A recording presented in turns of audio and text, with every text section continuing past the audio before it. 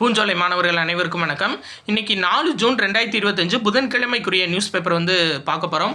So headlines என்ன அப்படின்னு சொல்லி பார்த்தீங்கன்னா, நாடாளுமன்ற சிறப்பு கூட்டம், பிரதமர் மோடிக்கு எதிர்க்கட்சி வலியுறுத்தல் அப்படின்னு சொல்லி கொடுத்துருக்காங்க. இந்த ஆப்ரேஷன் சிந்தூர் நடந்ததுக்கப்புறம் ஒரு அனைத்து கட்சி கூட்டமோ இல்லை வேறு எதுமோ நடத்தலை. அதனால் நாடாளுமன்ற சிறப்பு கூட்டம் நடத்தி அதை பற்றி விவரிக்கணும் அப்படின்ற மாதிரி சொல்லியிருக்காங்க. சரியா? சரி, நம்மளுக்கு எக்ஸாம் பாயிண்ட் ஆஃப் வியூவில் பார்க்க வேண்டியது இதாங்க. அதாவது 18 வருஷம் கழித்து ஒரு வழியாக ஆர்சிபி கப் அடிச்சிட்டாங்க. சரிங்களா? யாருக்கு ஆப்போசிட்டாக அப்படின்னா பஞ்சாப் கிங்ஸுக்கு ஆப்போசிட்டாக 6 ரன் வித்தியாசத்தில் ஜெயிச்சிருக்காங்க. இது எத்தனாவது சீசன் அப்படின்னா 18வது சீசன். இது சார்ந்த இன்ஃபர்மேஷன் உள்ளே இருக்குது, நம்ம பார்ப்போம். அது போக இந்த இது எக்ஸாம் பாயிண்ட் ஆஃப் வியூவில் தேவையில்லை. பட் இப்போ பிரச்சனையாக போயிட்டுருக்குது இதுதான். என்னென்னா, ஆக்சுவலாக கமல் என்ன அர்த்தத்தில் சொன்னார் அப்படின்னா, எல்லாம் ஒரே மொழி குடும்பத்தை சேர்ந்தவங்கன்னு தான் சொன்னார். ஆனால் கர்நாடகா மன்னிப்பு கேட்கணும் அப்படின்ற மாதிரி சொல்லியிருக்காங்க. இருந்தாலும் நம்ம உண்மைன்னு ஒன்று இருக்குல்ல, நியாயம்ன்ற ஒன்று இருக்குல்ல.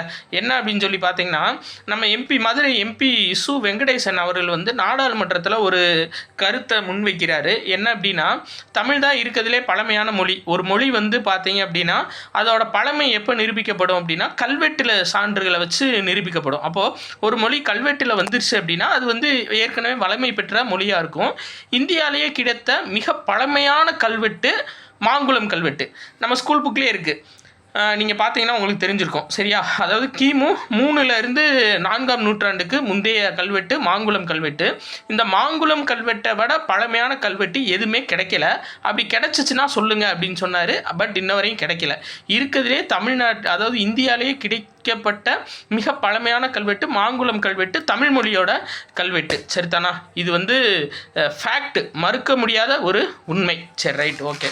அடுத்தது பார்க்கலாம். நம்ம வேறு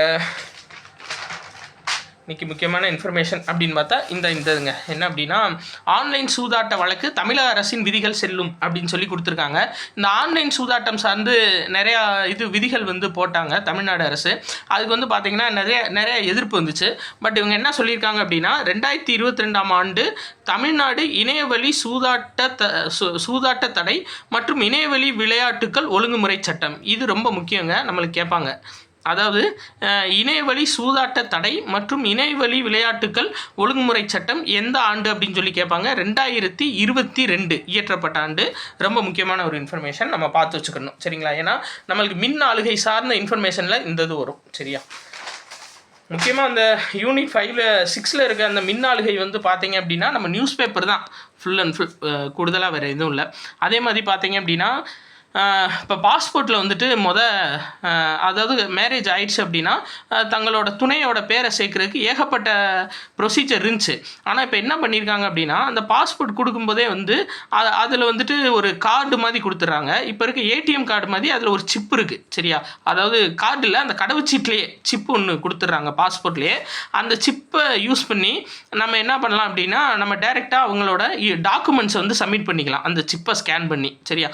மாதிரி நம்ம போய் ஃபார்ம் ஃபில்அப் பண்ணி அதே மாதிரி நம்ம அந்த கல்யாண ரெஜிஸ்டர் பண்ண சான்றிதழ் இதெல்லாம் கொடுக்கணும் அப்படின்ற அவசியம் இல்லை. அவங்க சார்ந்த இன்ஃபர்மேஷனை அந்த சிப்பில் கொடுத்துட்டோம் அப்படின்னா அதுவே எடுத்துக்கிறோம். அது போக படிவம் ஜே அப்படின்னு ஒரு பிரமாண பத்திரத்தை தாக்கல் செய்யலாம் அப்படின்னு சொல்லி கொடுத்துருக்காங்க.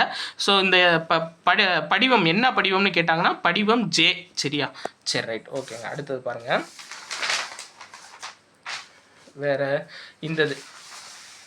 என்ன அப்படின்னா, அதாவது நம்ம முப்படை தலைமை தளபதி அனில் சௌஹான் இருக்கார்ல, அவர் சாவித்ரிபாய் பூலே பல்கலைக்கழகம் எங்கன்னா மகாராஷ்டிராவில். சரியா? நமக்கு தெரியும் மகாராஷ்டிராவில் புனேயில் இருக்க சாவித்ரிபாய் பூலே பல்கலைக்கழகத்தோட பாதுகாப்புத்துறை சார்பில் அதை அவங்க ப்ரிப்பேர் பண்ண நிகழ்ச்சியில் இவர் போய் கலந்துக்கிட்டார். என்ன டாப்பிக்கில் பேசியிருக்காரு அப்படின்னா, எதிர்கால போர்கள் மற்றும் போர் முறைகள் அப்படின்ற டாப்பிக்கில் பேசியிருக்காரு. ஸோ நம்மளுக்கு தேவை சாவித்ரிபாய் பூலே பல்கலைக்கழகம் எங்கே இருக்குது அப்படின்னா மகாராஷ்டிரா மாநிலம். முப்படையோட தலைமை தளபதி எது சார்ந்து பேசியிருக்காரு அப்படின்னா எதிர்கால போர்கள் மற்றும் போர் முறைகளை பற்றி பேசியிருக்காரு. சரிங்களா? ஏன்னா இன்னி வந்து வருங்காலத்தில் டெக்னாலஜி தான் ஒரு போரை வந்து முடிவு செய்யும் அப்படின்னு சொல்லி எல்லா வல்லுநர்களும் கருதுகிறாங்க. ப்ளஸ் கூடுதல் இன்ஃபர்மேஷன் என்ன பார்க்கணும் அப்படின்னா, இந்த 1971 போர் நடந்தப்போ நம்ம இந்தியன் நேவி வந்து பெருசாக டெக்னாலஜியில் அவங்க கவனம் செலுத்தலை. ஸோ குக்ரி அப்படின்னு சொல்லிட்டு ஒரு இந்திய போர்க்கப்பலை வந்து பாகிஸ்தான் வந்து மூழ்கடிச்சிருப்பாங்க. அதுக்கப்புறம் தான் அந்த குக்ரி கப்பல் மூழ்கினதுக்கப்புறம் தான் டெக்னாலஜியோட இம்பார்ட்டன்ஸ் இந்தியன் நேவிக்கு தெரியும். அதுக்கப்புறம் தான் வந்து பார்த்தீங்கன்னா டெக்னாலஜியில் அதிகமாக இது பண்ண ஆரம்பிச்சிட்டாங்க. சரிங்களா? இப்போ கூட சிசிஐ அவங்களோட உதவியோட 5ஆம் போர் விமானம், அதாவது 5th ஜென்ரேஷன், சரிங்களா, 5ஆம் தலைமுறை போர் விமானம் கூட இப்போ தயாரிக்க போகிறாங்கன்னு பார்த்தோம். அதை கூடுதல் இன்ஃபர்மேஷனாக நீங்கள் ஞாபகம் வச்சுக்கோங்க. அடுத்து பாருங்கள். பிரதமர் மோடி ஜூன் 6 ஜம்மு காஷ்மீர் பயணம் சொல்லியிருக்காங்க. இதில் முக்கியமான இன்ஃபர்மேஷன் என்னன்னு சொல்லி பார்த்தீங்கன்னா, அதாவது ஜம்மு காஷ்மீருக்கு நேரடி ரயில் சேவை வந்து கொண்டு வர போகிறாங்கங்க. ரொம்ப முக்கியமானது எங்கன்னா உதம்பூர், ஸ்ரீநகர், பாரமுல்லா இந்த வழித்தடம். சரியா? இது வந்து 1997 இதுக்கு பிளான் போட்டிருக்காங்க. பட் இப்போ தான் சக்ஸஸ் ஆகிருக்கு. இப்போ கட்டி முடிச்சிட்டாங்க. மொத்தம் 272 கிலோமீட்டர் வழித்தடத்தில் இது இயங்க போகுது. இதில் மெயினான இன்ஃபர்மேஷன் நம்ம பார்க்க வேண்டியது என்னென்னா, இது குறுக்க தான் இந்த செனாப் பாலம், சரியா, ரயில்வே பாலம், மிகப்பெரிய பாலம் வரப்போகுது. அதே மாதிரி அதாவது வழித்தடத்தில் குறிப்பாக 2.77 மீட்டருக்கு இந்தியாவிலேயே மிக நீளமான சுரங்கப்பாதை எது அப்படின்னா 12.77 கிலோமீட்டர் நீளம். அது பேர் T50. அது இங்கே தான் அமைஞ்சிருக்கு. சரியா? அப்போ இந்த வழித்தடம் ரொம்ப ரொம்ப முக்கியம். இது கேட்பாங்க. உதம்பூர், ஸ்ரீநகர், பாரமுல்லா வழித்தடம் மொத்த கிலோமீட்டர் எத்தனை அப்படின்னா 272 கிலோமீட்டர். இதில் தான் செனாப் நதி குறுக்கில் அந்த மிகப்பெரிய ரயில்வே பாலம், ஈஃபில் டவரோட பெரிய ரயில்வே பாலம் கட்டியிருக்காங்க. அதே மாதிரி இந்தியாவிலேயே மிக நீளமான சுரங்கப்பாதை 12.77 கிலோமீட்டர் உள்ள T50. இதான் ரொம்ப முக்கியம். T50 சுரங்கப்பாதையில் வந்து பார்த்தீங்க அப்படின்னா ட்ரெயின் வந்து போக போகுது. இது வந்து நேரடி வழித்தடம். சரிங்களா? ரயில் வழித்தடம். அடுத்து பாருங்கள். வாக்குப்பதிவு நிலவரத்தை வந்து அப்பப்பே தெரிஞ்சுக்கலாம் அப்படின்னு சொல்லியிருக்காங்கங்க. அதாவது வந்துட்டு எவ்வளோ சதவீத வாக்கு பதிவாயிருக்கு அப்படின்னு சொல்லிட்டு நம்ம பார்க்கணும் அப்படின்னா அந்தந்த வாக்குச்சாவடியில் இருக்க அதிகாரிகள் அவங்க கணக்கெடுத்து அவங்க நியூஸ் பேப்பர் கொடுப்பாங்க. ஆனால் இப்போது ஈசி நெட் அப்படின்னு ஒரு மொபைல் செயலி கொண்டு வந்திருக்காங்க. ரொம்ப முக்கியமானது. ஈசி நெட் மொபைல் செயலி யார் கொண்டு வந்திருக்காங்கன்னா தேர்தல் ஆணையம். அதில் வந்து அந்த தேர்தல் அதிகாரிகள் அப்பப்போ பதிவு பண்ணிடுவாங்க. அதை நம்ம இங்கே பார்த்துக்கலாம். நம்மளோட வாக்குச்சாவடியில் இல்லை எந்த வாக்குச்சாவடியில் எவ்வளோ வாக்குப்பதிவு போயிருக்கு அப்படின்னு சொல்லி நம்ம பார்த்துக்கலாம். அதே மாதிரி பாருங்கள். வயது வந்தோருக்கான எழுத்தறிவு முன்னிலையில் தமிழகம்னு சொல்லி கொடுத்துருக்காங்க. இதில் பாருங்களேன், தமிழ்நாடு, திரிபுரா, டெல்லி இந்த 3 மாநிலமும் முன்னிலையில் இருக்குது. அதாவது எண்ணறிவு மதிப்பீட்டு தேர்வுன்னு ஒரு தேர்வு நடத்துவாங்கங்க. சரிங்களா? சென்ட்ரல் கவர்மெண்ட்லேருந்து. இதோட பேசிக் என்ன அப்படின்னு சொல்லி பார்த்தீங்கன்னா, ரேண்டமாக கொஞ்சம் பேர்த்த சூஸ் பண்ணுவாங்க. அவங்களுக்கு வந்து எழுத்தறிவு இருக்கா அப்படின்னு சொல்லிட்டு பார்ப்பாங்க. அதாவது 40 வயதுலேருந்து 60 வயதுக்கு உட்பட்டவங்களை சரியா எடுத்து அவங்களுக்கு பேசிக்கான எழுத்தறிவு இருக்கான்னு செக் பண்ணி பார்ப்பாங்க. அதில் எத்தனை % எழுத்தறிவு இருக்கோ அதுக்கு தகுந்த அந்த மாநிலத்தோட கணக்கீடை இது பண்ணுவாங்க. அப்படி தமிழ்நாட்டில் வந்து ரேண்டமாக 5,09,694 பேர் வந்து இந்த தேர்வை எழுத வச்சுருக்காங்க. ஸோ எழுத வைக்கும்போது பார்த்தீங்க அப்படின்னா 100% அதில் தேர்ச்சி பெற்றிருக்காங்க தமிழ்நாட்டை பொறுத்தவரை. 2வது இடத்துல திரிபுரா வந்து 98.1% வந்து தேர்ச்சி பெற்றிருக்காங்க. இது முக்கியமான இன்ஃபர்மேஷன். சரிங்களா? ரைட், ஓகேங்க. அடுத்து இந்த நம்ம பார்த்தோம்ல, பெங்களூர் வந்து சாம்பியன் பட்டம் வென்றிருக்கு. ஆரஞ்சு கேப்பு இதில் வென்றவர் யார் அப்படின்னா சாய் சுதர்சன், குஜராத் டீமை சேர்ந்தவர். அதிகமான ரன் எடுத்ததுக்காக இவருக்கு ஆரஞ்சு கேப் கொடுத்துருக்காங்க. பர்பிள் கேப் யாருக்கு கொடுத்துருக்காங்க அப்படின்னா பிரதீஷ் கிருஷ்ணா, அவருக்கு வந்து பர்பிள் கேப் கொடுத்துருக்காங்க. அதே மாதிரி பிளேயர் ஆஃப் த மேட்ச் யார் அப்படின்னா குர்னல் பாண்டியா, அவருக்கு வந்து பார்த்தீங்க அப்படின்னா பிளேயர் ஆஃப் த மேட்ச்சு கொடுத்துருக்காங்க.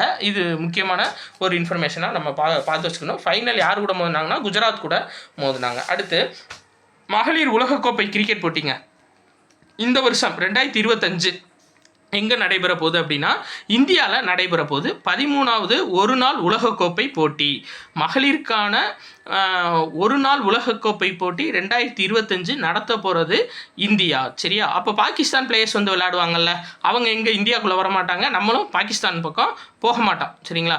அந்த மாதிரி தான் இப்போ பஞ்சாயத்து போயிட்டுருக்கு. அப்போ இவங்க டீம் வந்து எங்கே நடைபெறும், ஒருவேளை பாகிஸ்தான் மேட்ச் நடந்துச்சுன்னா எங்கே நடைபெறும்னா இலங்கையில் கொழும்புல நடைபெறும் அப்படின்ற மாதிரி சொல்லியிருக்காங்க. அடுத்து உலக அளவில் அதிக மதிப்பு கொண்ட தொழில்நுட்ப நிறுவனம் 23வது இடத்துல ரிலையன்ஸ் இருக்குங்க. சரிங்களா, 100 இடம் பார்க்கும்போது அதில் 23வது இடத்துல ரிலையன்ஸ் இருக்குது. மொதல் இடத்துல வந்து பார்த்தீங்க அப்படின்னா மைக்ரோசாஃப்ட் நிறுவனம் தான் இருக்குது அதிக மதிப்புள்ள நிறுவனங்கள் பட்டியலில். அதே மாதிரி ChatGPT, அமெரிக்காவோட ChatGPT-யை அதிகமாக யூஸ் பண்ணுற நாடு எது அப்படின்னா இந்தியா தானா. மொத்த பயனாளர்களில் 13.5% பேர் இந்தியர்கள் இருக்காங்க ChatGPT யூஸ் பண்ணுறவங்கள. அதே மாதிரி தென்கொரியாவோட அதிபர் யார் அப்படின்னா லீ ஜே மியூங், புதிய அதிபருங்க, ஞாபகம் வச்சுக்கோங்க, ஜனநாயக கட்சியை சேர்ந்தவர்.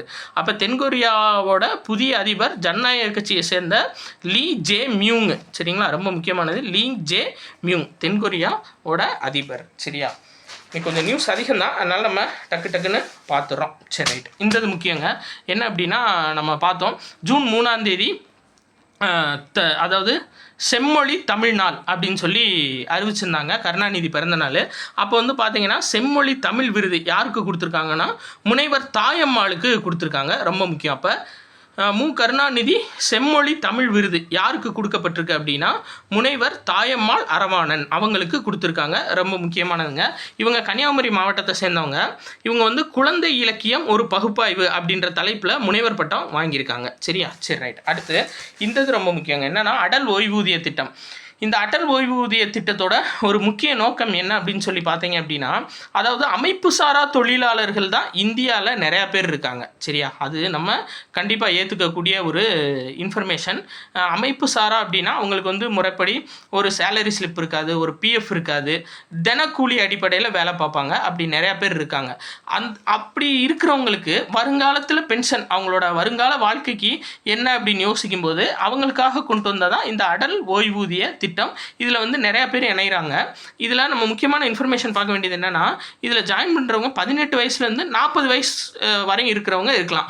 மினிமம் வந்து 20 மாதங்கள் அவங்க வந்து 20 வருடங்கள் வந்து பார்த்தீங்கன்னா அவங்க வந்து ஒரு அமௌண்ட்டு மாதம் பே பண்ணுற மாதிரி இருக்கும். சரியா, 41 வயசுனா அவங்களால சேர முடியாது. 18 வயசுலேருந்து 40 வயசு வரை இருக்கவங்களுக்கு இந்த அடல் பென்ஷன் திட்டத்தில் இணைஞ்சிக்கலாம். முக்கியமாக வந்து பார்த்தீங்க அப்படின்னா அதாவது அமைப்பு சாரா தொழிலாளர்கள் அவங்களுக்கு. சரியா, வேறு இதில் இன்ஃபர்மேஷன் என்ன கொடுத்துருக்காங்க அப்படின்னா ஒருவேளை அவங்க இல்லைனாலும் அவங்களோட நாமினிக்கு இந்த அமௌண்ட் வந்து மாதம் போய்கிட்டு தான் இருக்கும் அப்படின்ற மாதிரியும் சொல்லியிருக்காங்க. ஸோ இந்த அடல் ஓய்வூதிய திட்டம் இந்த ஏஜ் முக்கியம். 18 வயசுலேருந்து 40 வயசுக்குள்ளே இதுக்கு நம்ம அப்ளை பண்ணிக்கலாம் அப்படின்னு சொல்லியிருக்காங்க. ஸோ முக்கியமான இன்ஃபர்மேஷன் ஃபுல்லாக பார்த்துட்டோம். பிடிச்சிருந்தா உங்கள் ஃப்ரெண்ட்ஸ் எல்லாத்துக்கும் ஷேர் பண்ணுங்கள். நன்றி.